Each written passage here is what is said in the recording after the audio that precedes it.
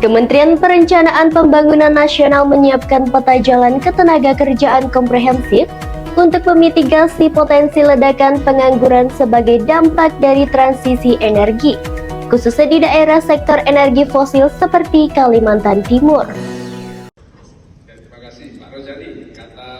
Direktur Ketenagakerjaan Bappenas RI Nurhigyawati Rahayu menyatakan bahwa ketenagakerjaan pada industri energi perlu persiapan melalui program ahli keterampilan sebagai alternatif, terutama bagi Kaltim yang berpotensi terjadi pengurangan tenaga kerja seiring turunnya permintaan komoditas batu bara. Bappenas sedang fokus mendukung tenaga kerja sesuai arah kebijakan dan rencana pembangunan jangka panjang dan menengah nasional yang berorientasi pada ekonomi hijau.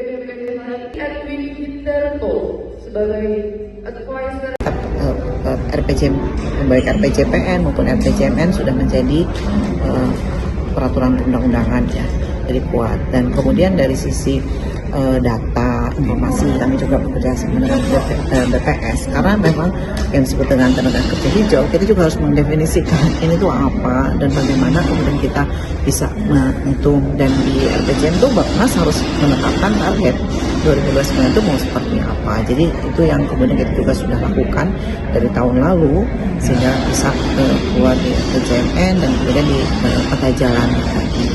Jadi ada juga standar kompetensinya seperti apa, itu kita akan, ya memang yang masih kita terus kembangkan adalah insentif. Insentif itu bisa berupa dari sisi anggaran, bisa juga dari sisi dukungan. Penyiapan tenaga kerja mengacu pada kurikulum pendidikan dan pelatihan vokasi dengan jenis pekerjaan baru yang dibutuhkan industri berkelanjutan. Untuk mendukung ini, dibutuhkan ekosistem pendukung mulai dari regulasi, ketersediaan data tenaga kerja hijau dari Badan Pusat Statistik, standar kompetensi hingga insentif dunia usaha. Bappenas juga menekan pemerintah daerah di Kaltim untuk mengantisipasi dan menyeimbangkan sejak dini kesiapan tenaga kerja dengan kesiapan tahapan pelatihan ahli kompetensi di sektor tertentu. Delita Balikpapan TV melaporkan.